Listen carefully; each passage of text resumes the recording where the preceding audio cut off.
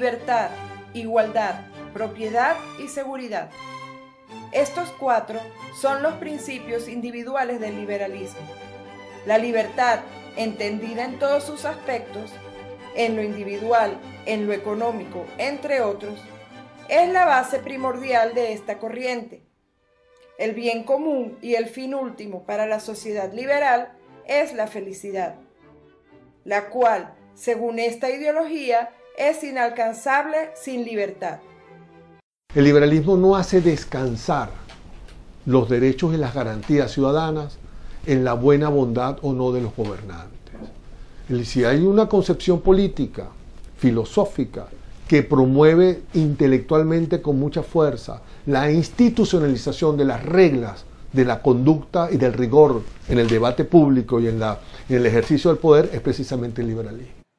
Por otro lado, los principios políticos del liberalismo son 3. El primero es la separación de poderes en ejecutivo, legislativo y judicial. En segundo lugar, la Constitución como el conjunto de leyes que rige la vida del país y la presencia de un gobierno representativo. El último es el principio de la soberanía nacional y de la soberanía popular. Económicamente, se plantea la libertad como la no intervención estatal. Al pedir que el Estado no interfiera con ciertas relaciones sociales o que no haga que ciertas relaciones sociales se impongan sobre otras, pues está comportándose bajo la expectativa liberal. Sin embargo, como toda ideología, tiene ciertos límites. Un primer límite importante que tiene el liberalismo es que el liberalismo, en cierta manera, promueve, justifica e incluso permite, como concepción de orden político, la difusión de ideas, doctrinas, puntos de vista que sean, en cierta manera, razonables. Esto es, puntos de vista que tengan como propósito central que ninguna de ellas promueva su propio punto de vista usando el poder del Estado para imponérselo a los demás. Creo que ese es el límite del liberalismo. Pero para comprender bien estas bases del liberalismo, es necesario profundizar un poco más en su historia. El liberalismo surge cuando hace la crisis el mundo medieval, es el rasgo más resaltante de la modernidad, en el entendido que en la modernidad el hombre cobra protagonismo de sí mismo y empieza a ser objeto de los estudios. Todo lo que se haga es por, de y para el hombre.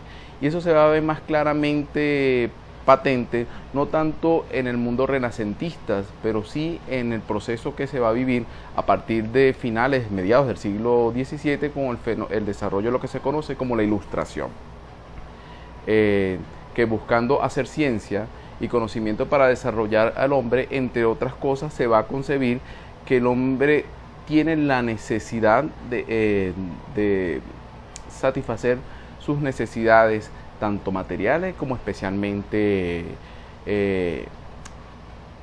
intelectuales, morales, espirituales, etc. Esto significó entonces un desarrollo de la filosofía como madre de toda la ciencia para dar explicación a estas cosas que el hombre venía haciendo para sí mismo, ¿no? Hay un hecho que se presenta en Inglaterra que pocos lo recogen, ¿no? Hacia mediados del siglo XVII se da la llamada Revolución Inglesa y los ingleses, más allá de cortarle la cabeza a Carlos I Estuardo y que se impone una figura tan fuerte como Oliver Cromwell, hacia 1886 se va a producir lo que se llama la Revolución Gloriosa, que es que Guillermo I de Orange, que viene de Holanda, se impone como rey en Inglaterra y él va a respetar las libertades de los varones, en un hecho inédito en aquel momento, pero que no hace otra cosa sino que recordar una institución que se había firmado en 1215, que se conoció como la Carta Magna, y esa Carta Magna, que para muchos es la única constitución que tienen los ingleses, la va a firmar un rey que la historia lo recoge como Juan Sin Tierra, pero que en poco más, palabras más, palabras menos, lo que Juan se proponía y se comprometía, mejor dicho, y a partir de Juan todos los reyes ingleses se comprometían a respetar las libertades. Ya no puede ser su voluntad la única que permita la autopropulsión, o mejor, la propulsión de los pueblos y de las naciones y de las sociedades. A partir de este momento empieza a vivirse entonces una situación en Inglaterra de lo que se conoce como monarquía parlamentaria, en el entendido de que es el órgano parlamentario quien limita los poderes del monarca, y juntos monarca, es decir, el gobierno, y el parlamento, el poder legislativo, entonces conllevan en una forma autorregulada de poderes al desarrollo de lo que es la nación inglesa. Este es el primer gran antecedente del liberalismo en el mundo. Luego, en el siglo XVIII, con el movimiento ilustrado, se consolidarían más los pensamientos liberales con hombres como Rousseau, Locke y Montesquieu. El primero, Rousseau, propone que el hombre se hace libre en la medida que acata las leyes, y Montesquieu, el espíritu de las leyes. Los poderes se autorregulan y con ellos entonces se protegen las libertades de los hombres. Estas ideas van a subyacer durante el siglo XIX y van a ser recogidas por diversos hombres y en diversas sociedades, y en algún momento ellos van a saltar a la práctica estas ideas. Otro de los autores relevantes para el liberalismo fue John Locke, cuyo planteamiento principal es la preservación de los derechos individuales, los cuales se anteponen al Estado. Luego se produjeron otras dos revoluciones de índole liberal. La primera fue la Revolución de Independencia Americana en 1776. Significó una ruptura entre la sociedad colonial y la monarquía inglesa, ya que se criticaban las leyes impuestas por el rey. ¿Cuál es el primer país que tiene un gobierno liberal? Serían los Estados Unidos, la primera nación en el mundo en estos términos, político, económico y social, en términos liberales. Además, fue la primera nación en proponer y ejercer la primera constitución del mundo. Luego, en 1789, se produjo la Revolución Francesa, inspirada en el movimiento liberal americano.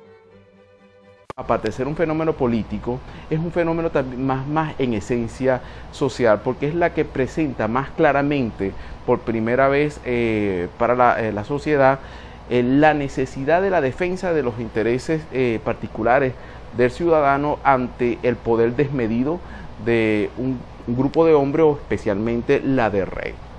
Los franceses hacen una constitución siguiendo los pasos de los americanos, pero es la primera vez en la cual se incluye la Declaración de los Derechos del Hombre y del Ciudadano. Esto marcó un paso importante para el liberalismo moderno, que es uno de los pilares fundamentales de la democracia moderna.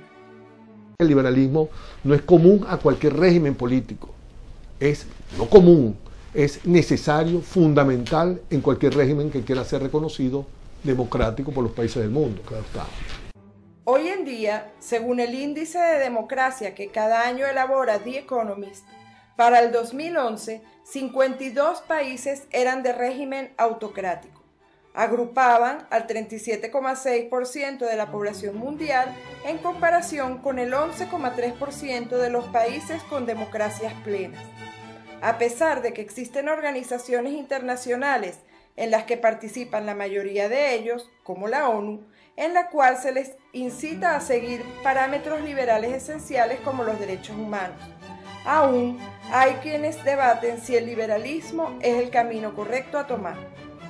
El liberalismo es una ideología histórica concreta y no es solo una actitud política, pero todas las doctrinas posteriores al liberalismo, incluso las críticas al liberalismo, han estado enmarcadas, al menos en el occidente democrático, en esa estructura liberal constitucional de los estados, y que por supuesto tienen que garantizar un espacio a la sociedad para existir.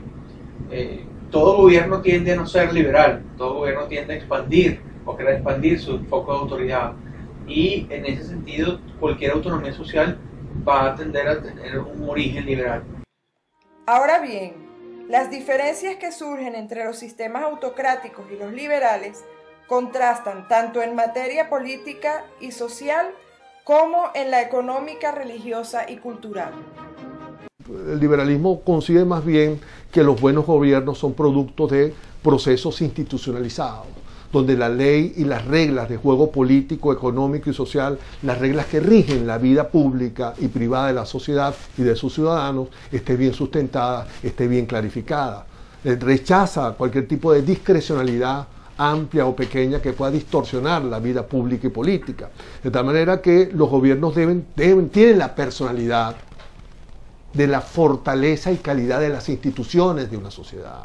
Luego, si un gobierno es un gobierno autoritario, abusador, irrespetuoso, violador de garantías y preceptos constitucionales y sobre todo aún amenazador o en buena forma también violador de derechos humanos, ese gobierno lo que está reflejando es una sociedad cuyas instituciones no funcionan, donde hay una profunda debilidad en el sistema de creencias y valores, pero más aún y más de fondo, una sociedad donde la tradición y las costumbres, que solo son posibles constituirlas por las reglas y hábitos sociales, prácticas que se van generando y sedimentando a través de la ley, prácticamente no existen. Con la crisis de esta última década, la crisis derivada del 11 de septiembre, el resurgir del estado de seguridad y la amenaza del terrorismo, junto con la crisis económica concreta del mundo capitalista después del 2008, ha resurgido la idea de un Estado fuerte, un Estado que se permita mayores intervenciones. Eso no quiere decir un socialismo porque nadie está diciendo que los medios de producción deben pasar al Estado, pero no en su totalidad. Es un poco sospechoso el progresismo, porque a veces la idea del progreso ha sido acompañada de las atrocidades más terribles en la historia de la humanidad.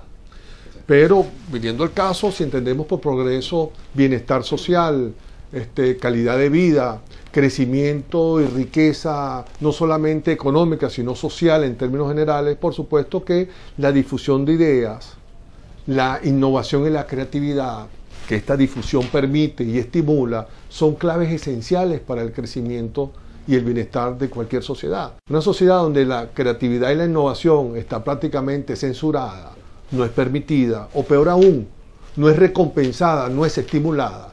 En una sociedad donde cada quien haga lo que haga, siempre va a tener la misma recompensa que aquel que nunca hace nada, ya sea porque no quiere hacerlo o porque lamentablemente no puede hacerlo, es una sociedad que está destinada al fracaso. Luego, la difusión de ideas permite la creatividad y la innovación, que son las claves esenciales de cualquier sistema económico para que pueda producir riqueza y bienestar. Luego, es muy difícil que una economía prospere bajo un régimen no liberal.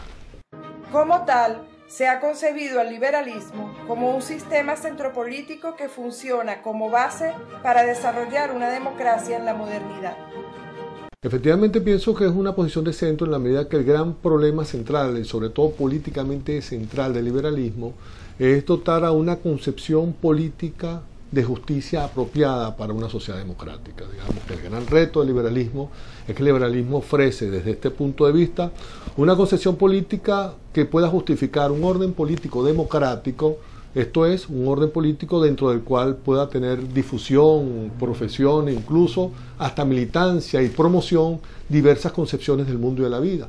Luego, lo que define el liberalismo en términos prácticos y sobre todo en términos filosóficos, por otra parte, es que el liberalismo es una concepción política que promueve la diversidad de puntos de vista, a veces distintos e incompatibles entre sí, para usar la frase más usual de John Rawls, que es quien mejor ha desarrollado esta concepción de centro político por parte del liberalismo. De tal manera que el liberalismo es una concepción política que busca justificar un orden político democrático indistintamente de la visión política, social, moral y económica que tengan sus ciudadanos, indistintamente de la promoción que estos ciudadanos hagan de sus perspectivas religiosas, morales y filosóficas.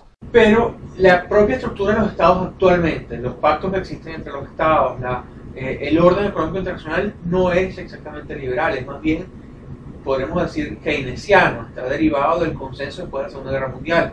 Hay un orden macroeconómico mundial, hay organismos que regulan y de acuerdo entre los estados el sistema monetario, el sistema financiero, todo el flujo de capitales. Es que es difícil que los actores económicos sean completamente autónomos en este mundo, tal como existe. Tendría que haber una revolución liberal, si se quiere, para una mayor desregulación. Pero ¿será posible que una sociedad pueda funcionar desprendiéndose por completo de toda característica del sistema liberal? No creo que sea imposible, pero tampoco creo que sea deseable y tampoco creo que ocurra sin resistencia, por un hecho significativo de la naturaleza humana. Si algo dicen casi todas las doctrinas políticas de la historia, y una cosa son las doctrinas de comportamiento humano concreto en las sociedades, es que para bien o para mal los seres humanos quieren, desean un mayor ámbito de libertad. Sería una sociedad evidentemente que no habría ningún estímulo para la superación personal, para la difusión de nuevas ideas. Sería una sociedad además temerosa, tendría temor a dar pasos, si se quiere, de riesgos calculados o meditados para proceder a nuevas prácticas sociales y a nuevas formas de entendimiento público y político. Sería una sociedad además que tuviese un gran problema de poder comprender que una sociedad implica pluralismo de puntos de vista. Sería más que todo no tanto una sociedad plural, sino una comunidad homogénea, es decir, donde se impera un solo punto de vista, como pueden ser, con mucho respeto, algunas comunidades religiosas. Un kibutzim, por ejemplo, tiene un solo punto de vista religioso que marca desde ese punto de vista toda la diversidad de relaciones que pueden surgir en un kibutz judío. De tal manera que una sociedad donde no impere el liberalismo, donde sea una sociedad no liberal, es una sociedad condenada al fracaso, una sociedad autoritaria, una sociedad, por supuesto, donde los sujetos no tienen ningún tipo de posibilidad de enriquecimiento personal ni desarrollo incluso de su personalidad individual. Es factible en el sentido que gente históricamente lo intentaba. Ha habido movimientos, grupos, ideólogos que han planteado que la libertad humana o la aspiración de individualismo y de mayor autonomía del individuo es una quimera, es un engaño. Nosotros vivimos engañados por nuestro entorno, engañados por la ideología que tenemos heredada, etcétera, etcétera. Lo que ocurre con esas ideologías es que cuando se ponen en la práctica, desde los sistemas autoritarios de la antigüedad hasta los sistemas totalitarios del mundo moderno, se han enfrentado con la complejidad de la naturaleza humana y solo han logrado sobrevivir allí donde han sobrevivido con una enorme represión y a costa de un enorme desmedro de los recursos humanos en una sociedad. Solo en sociedades muy arcaicas, muy tribales y pequeñas, eso se ha logrado de una manera estable. Pero las grandes sociedades, las complejas sociedades modernas, son prácticamente imposibles de sostener sin algún tipo de liberalismo, sin alguna autonomía individual. Precisamente porque los seres humanos son muy complejos y tenemos una variedad de quereres, una variedad de destinos por nuestro libre albedrío. La libertad entonces está programada ya por la naturaleza, ya por la providencia en cada uno de nosotros. Y eso es algo que estos modelos no han podido subyugar. Aunque hayan podido arrasar con sus sociedades, precisamente el resultado es ese, una sociedad pobre y terriblemente desfasada. Incluso los sistemas autoritarios que hoy corren hacia el capitalismo, como el caso chino, por ejemplo, mantienen un grado de autonomía de la sociedad en algunos ámbitos de su vida. Y eso, en buena medida, es una puerta para un eventual liberalismo en esa sociedad. Desde luego, cada líder tiene su perspectiva acerca de cómo manejar un país, pero hay que reconocer que algunas son bastante erróneas e incluso peligrosas, porque a veces pueden llevar a una nación a su decadencia. Y hoy en día, por supuesto, hay que entender que las sociedades no se crean de la nada. Las sociedades no se crean, digamos, por una revolución. Ese fue el grave error que Karl Popper identificó en el marxismo, que es creer que las sociedades se cambian holísticamente de un solo golpe, a diestra y siniestra, por la mera voluntad de un gobernante o de una cofradía de vanguardia política. No, las sociedades tienen tradiciones y costumbres muy atisbas, muy antiguas.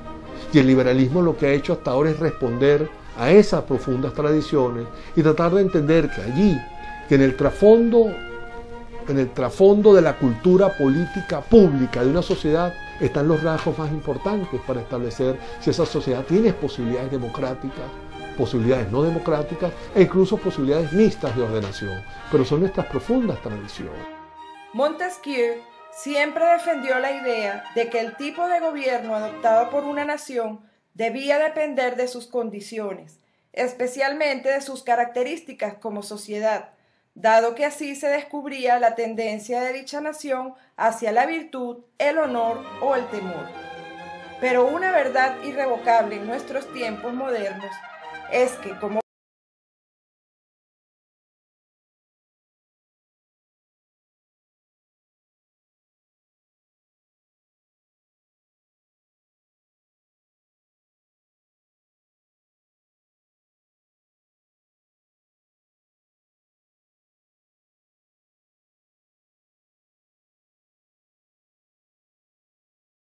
proteger estos derechos y libertades, porque a fin de cuentas, como Thomas Jefferson escribió en la Declaración de Independencia de Estados Unidos, all men are created equal, es decir, que todos los hombres